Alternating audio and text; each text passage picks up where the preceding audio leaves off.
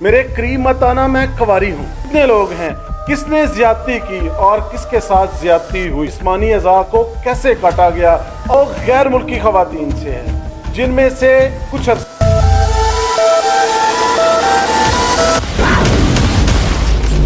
मेरे करीब मत आना, मैं कुंवारी हूँ, ये अल्फाज उसके हैं जो खातून हॉलैंड से पाकिस्तान आती है और यहाँ पर आके अपनी इज्जत लुटवा बैठती है।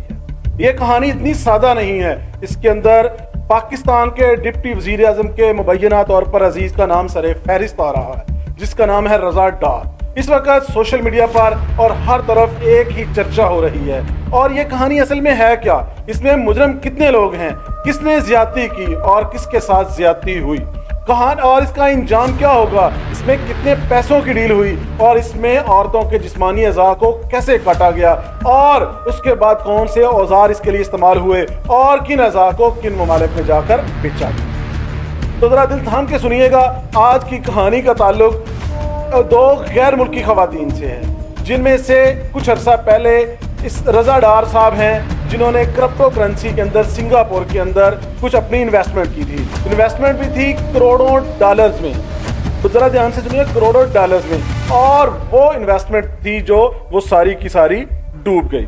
अब होता क्या है कि अब जिनके पैसे डूब गए वो भाग रहे हैं और वो उस पैसों को वापस लाने के लिए सिंगापुर में क्रिप्टो करेंसी के जो मुलजम उनकी नज़र में दो खवातीन हैं उनको पाकिस्तान लाया जाता है। पाकिस्तान के वीज़े प्रोवाइड किए जाते हैं, जिनमें से एक खातून का ताल्लुक हॉलैंड से है और दूसरी खातून का ताल्लुक है वेनेजुएला।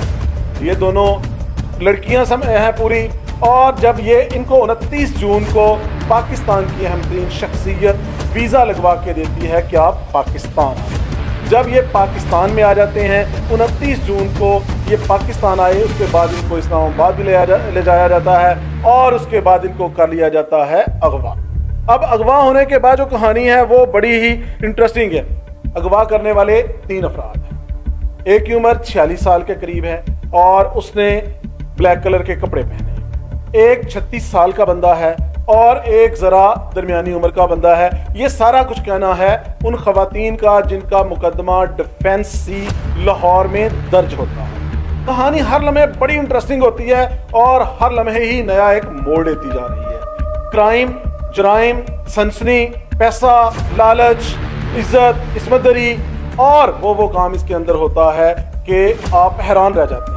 अब उसके अंदर ये 3 लोग हैं, चौथा इनका होता है बॉस, जिसको बॉस के नाम से याद किया जाता है और मुबैना तौर पर कहा जाता है कि ये वही हुकूमती शख्सियत का लाडला है। अब इनको ये ले जाते हैं एक मकान के अंदर, इन दोनों खवातीन को वहाँ पर ले जाया जाते हैं और बेसिकली ये 3 खवातीन होती हैं, लेकिन दोनों को वहाँ जब ले जाया जाता है तो वो अपनी FIR में ये बात लिखवा रही हैं कि हमारे साथ वहाँ पर मुतअद्दिद बार जिनसी फेल किया गया, यानी वो काम किया गया कि जो ज़बरदस्ती के ज़ुमरे में आता है। और लेकिन इसके साथ साथ वो जो उसकी मेन जो एक लड़की है कि वो कहती है कि उनके साथ गैर फितरी फेल भी किया गया, वो काम के जो बिल्कुल ही गलत है और मुतअद्दिद बार उनके साथ ज्यादती की जाती है। अब ज्यादती करने के बाद वो कहती है कि जब ये मेरी तरफ बढ़ते हैं तो वो कहती है, फौरी तौर पर पुकारती है, मुझे ना छेड़ना, मैं कुंवारी हूँ और मुझे माफ़ कर दो, मुझे छोड़ दो।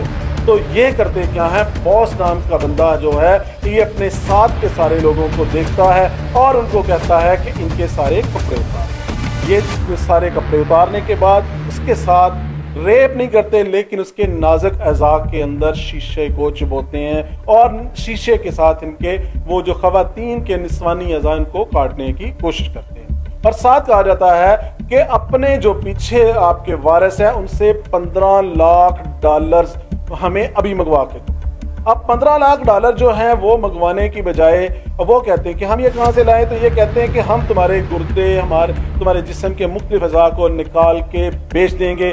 ज्यादती तो बार बार हमने तुम्हारे साथ जिनसी कर लिया है, अब अगला मरहला क्या है कि तुम्हारे अज़ा को भी निकाल कर बेच देंगे। अब यहाँ पर एंट्री एक नई हो जाती है, वो है डिफेंस के SHO साहब। उनके काबू ये लोग आ जाते हैं। जब काबू आ जाते हैं तो उसके बाद की कहानी क्या है, इस वक्त पाकिस्तान के बच्चे की जुबान पर आ चुकी है। इसमें मुबैना तौर पर बहुत बड़े बड़े लोगों के नाम आ चुके हैं, यहाँ तक कि डिप्टी वज़ीर आज़म जनाब इसहाक डार साहब के किसी मुबैना अजीज का नाम भी सरे फहरिस्त दिया जा रहा है।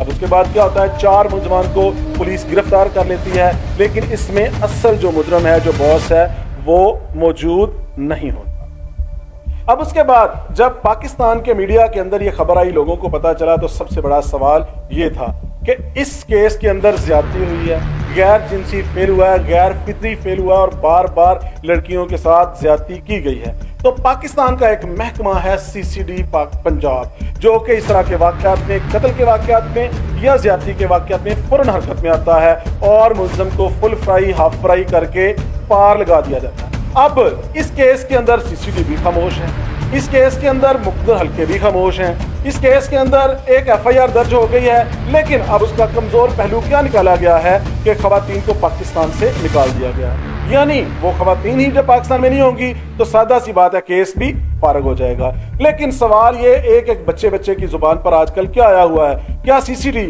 सिर्फ गरीबों के नेफों के अंदर ही पिस्टल चला सकती है? क्या CCD ये जो मुलजमान पकड़े गए या इनका जो मुबैना बॉस है, जो एक अहम शख्सियत है, रजा डार जिसका नाम आता है, क्या उसके नेफे में भी पिस्टल चलेगा या सिर्फ गरीबों के ही बच्चे मारे जाएंगे? अब तक छोटा किसी और का केस होता, किसी गरीब का केस होता, तो अब तक CCD उसी के साथियों के हाथों मरवा भी चुका। क्या ये जो मुलजम पकड़े गए हैं, इनके साथी इनको छुड़वाने नहीं आ रहे? क्या इनको कुछ बरामद करने के लिए कहीं ले जाया नहीं जा रहा? सवाल बहुत ज्यादा उठ गए हैं। क्या CCD सिर्फ उन लोगों को मारने के लिए बनाई गई थी जिनका वाली वारिस कोई ना होगा? कमेंट सेक्शन में अपनी राय का इजहार कीजिएगा और ये बताइएगा कि इस केस के अंदर ऊंट किस करवट बैठेगा और ये नुकसान किसका हुआ है? पाकिस्तान का इमेज तबाह करने वालों को सजा क्या मिलनी चाहिए? CCD के बारे में आपका क्या ख्याल है? तो वीडियो पसंद आई हो तो लाइक जरूर कीजिएगा और दोस्तों से शेयर करने के साथ साथ बेल आइकन को दबाकर सब्सक्राइब भी जरूर कर दीजिए।